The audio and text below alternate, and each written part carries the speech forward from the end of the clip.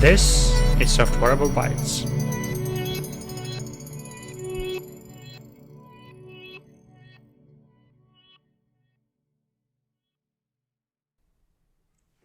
Hello and welcome to another episode of Softwareable Bytes. This is the show where I read to you articles and blog posts on subjects like software and cloud engineering and architecture, site reliability engineering, DevOps, and everything in between. Now, today's episode is part 3 of an article I've been covering in the previous 2 episodes.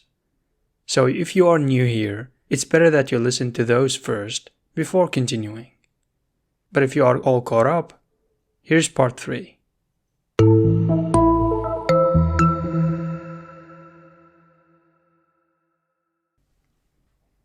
The service mesh. What every software engineer needs to know about the world's most overhyped technology. By William Morgan of Buoyant.io. Part 3.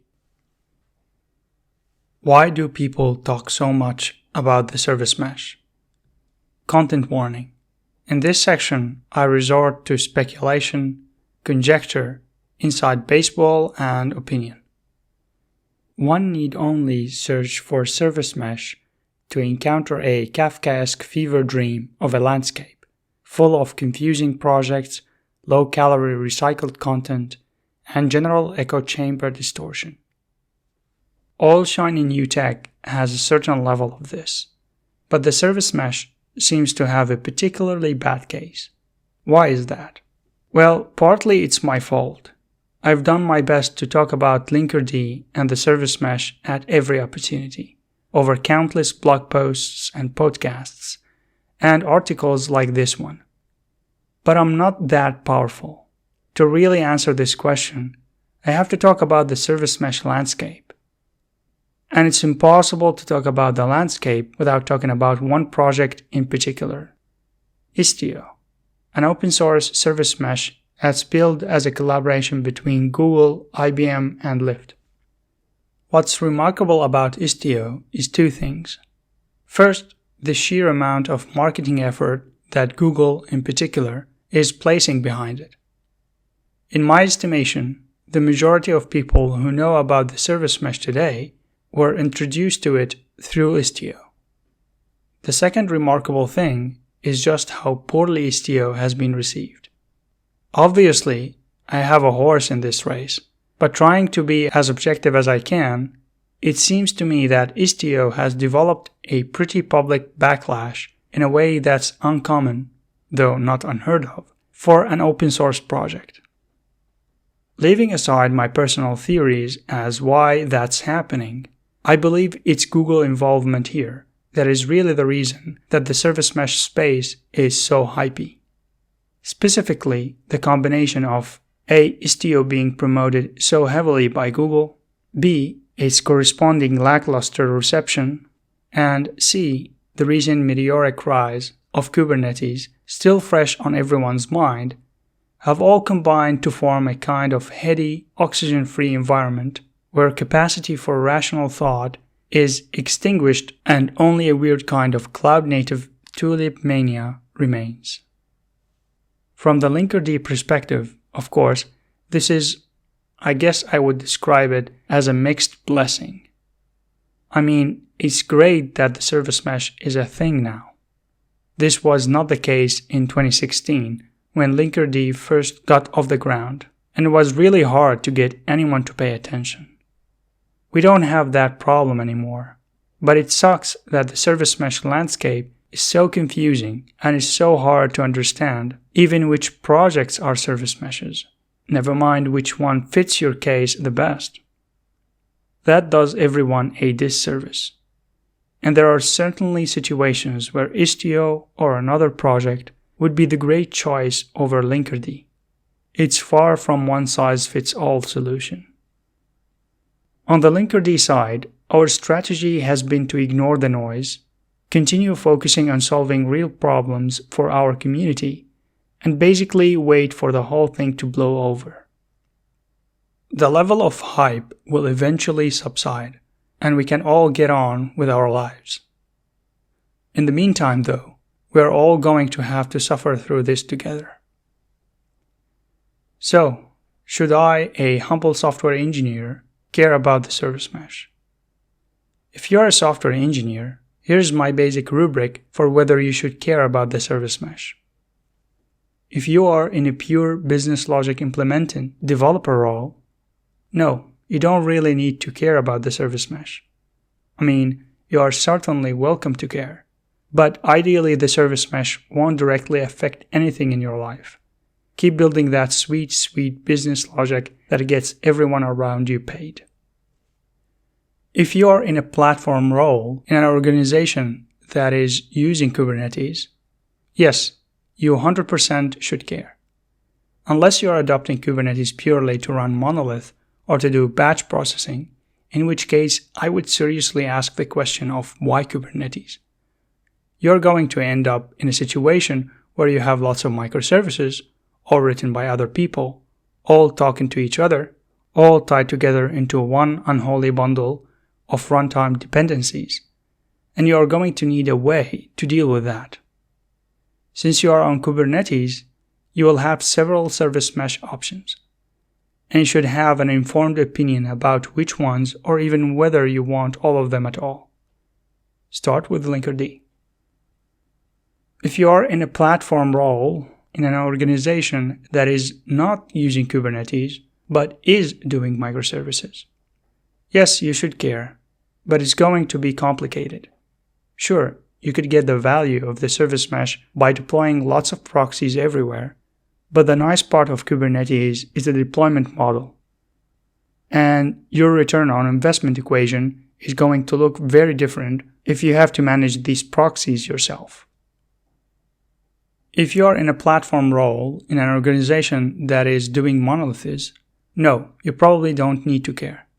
If you're operating a monolith, or even a collection of monoliths that have well-defined and infrequently changing communication patterns, then the service mesh will not add very much and you can probably just ignore it and hope it goes away.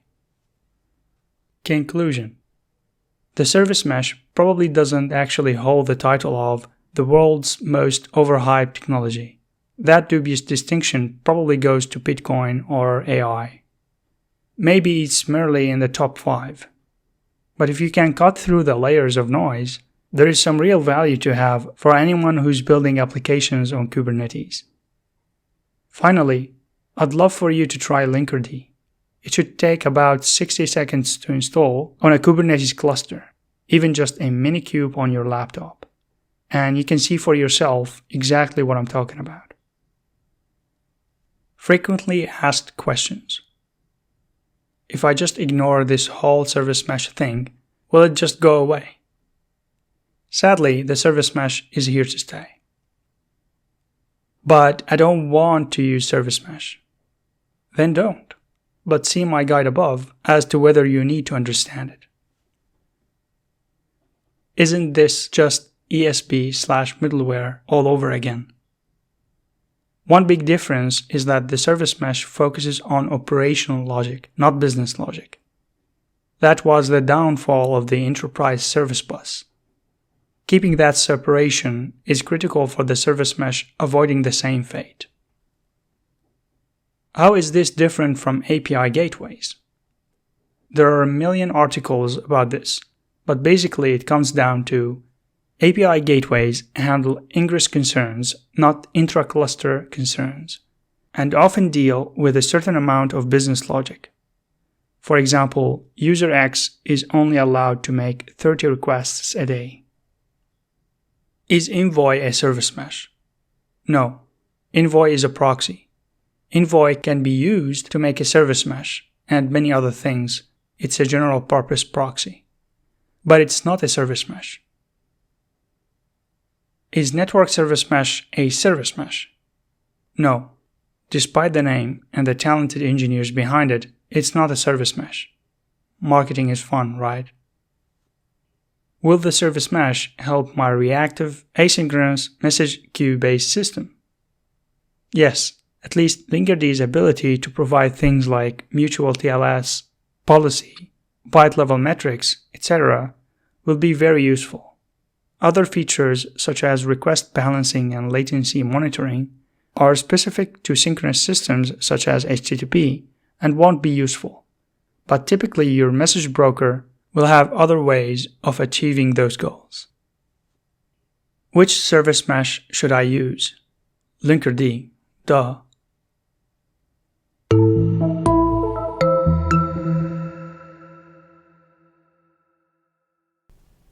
You just listened to part 3 of The Service Mesh, what every software engineer needs to know about the world's most overhyped technology, by William Morgan of Buoyant.io. Now, this was a comprehensive article about service mesh from the creator of Linkerd, and with it the term of service mesh itself. I really enjoyed reading this article, the humorous takes and the semi-apologetic sorry not sorry approach, especially that frequently asked questions section at the end. If you're looking for software and cloud development services and training, check out softwareable.com. We help customers in their software and cloud journey, whether it is taking software from ideas to complete solutions, migrating existing systems to the cloud, or mentoring and training individuals and teams. We make it work for your needs. Go to softwareable.com, that's software without the E, IBLE.com, to learn more. Okay, now it is time to check the tool of today.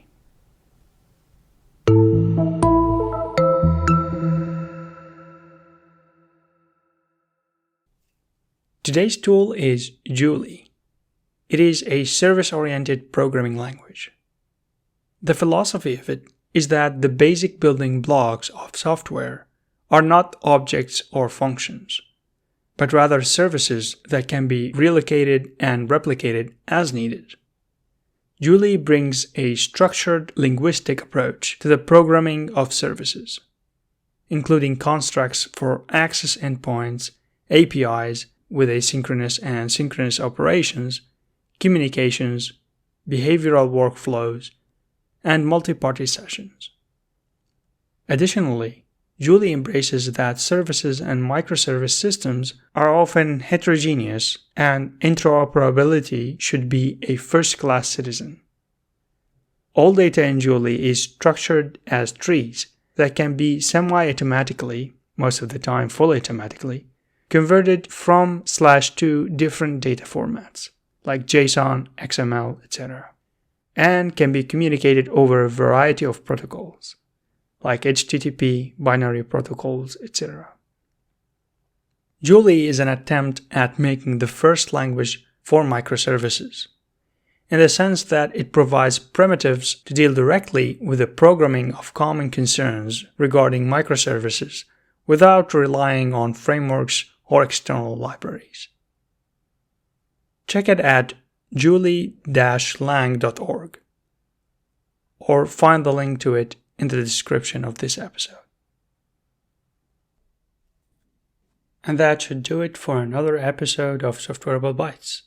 Have a great rest of your day, and I'll see you here again in the next episode.